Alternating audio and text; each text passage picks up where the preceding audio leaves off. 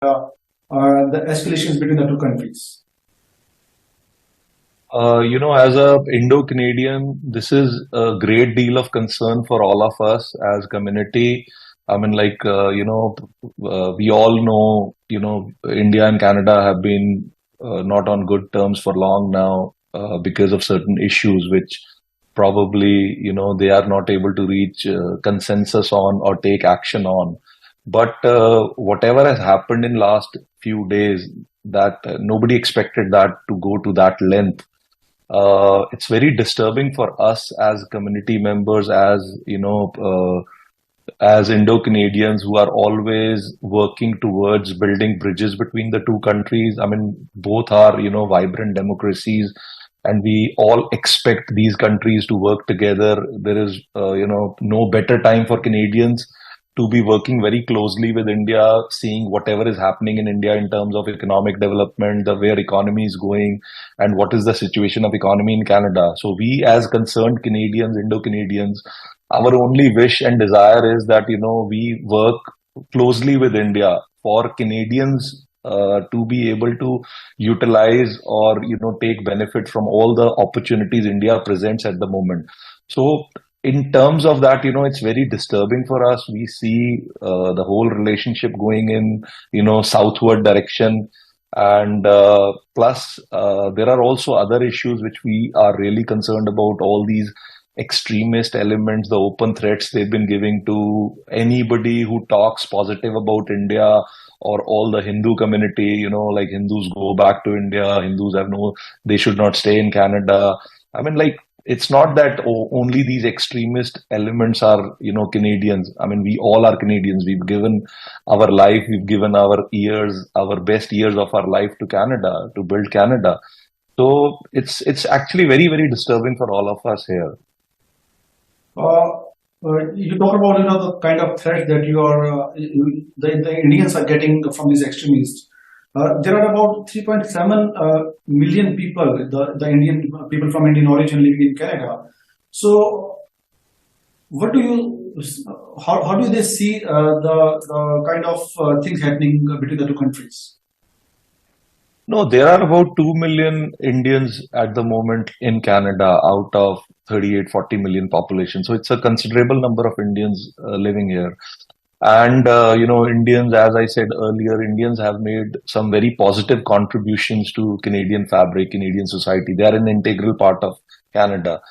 So, and whatever these elements who are always trying to derail the relationship, they are not too many, but they are very vocal, right?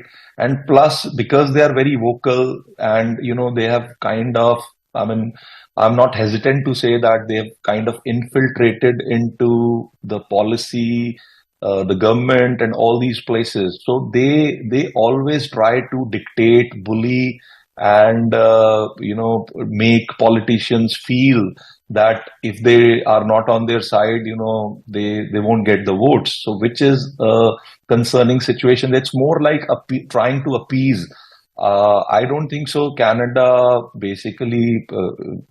as a country is ideology of extremism, or Canada is a beautiful country, great country. That is the reason people from all over the world want to come live here, raise their families here. So Canada is a beautiful place, beautiful country. But like, looks like, these extreme elements have kind of taken over, the major decision making, or they have been a big influence on government.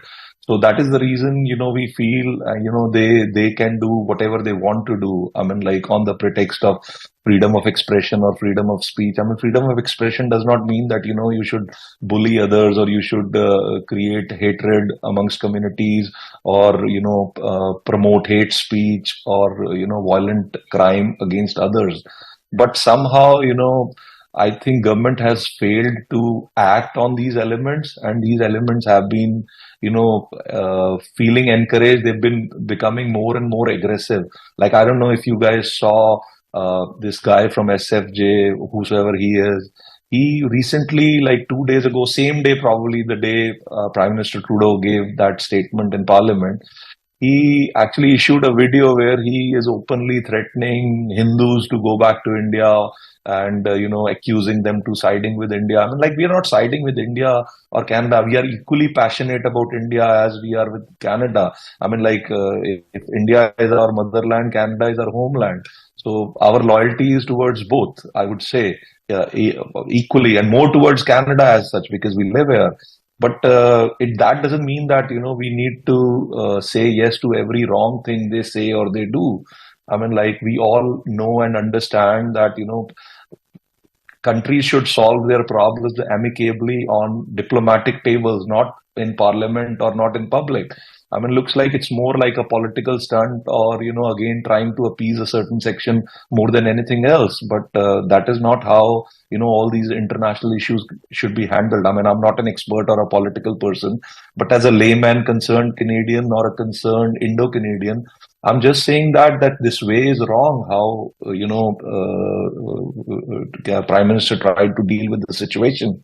I mean, like, he was in India, he should have spoken to Indian counterparts, or foreign ministries should speak to each other. I mean, I think every country works closely together to sort out differences or issues, and that is how it should have been, rather than throwing it in the public, because that has created issues which I don't know how we will deal with in future, because people who have no understanding on the issue, they think that India did something really wrong, which is probably not right, and they start looking at Indians in a different way. I mean, again, like, as I said earlier, like, India has immensely contributed, Indians have immensely contributed in Canada in many ways, in positive ways. Like, Indian diaspora in general is hardworking, sincere, honest. They pay their taxes. They are very law-abiding citizens. But, like, giving that impression, it's like an offensive statement for us. Like, that India acted such in irresponsible way. I mean, we don't know what happened. We don't want to know. This is between the governments to sort out.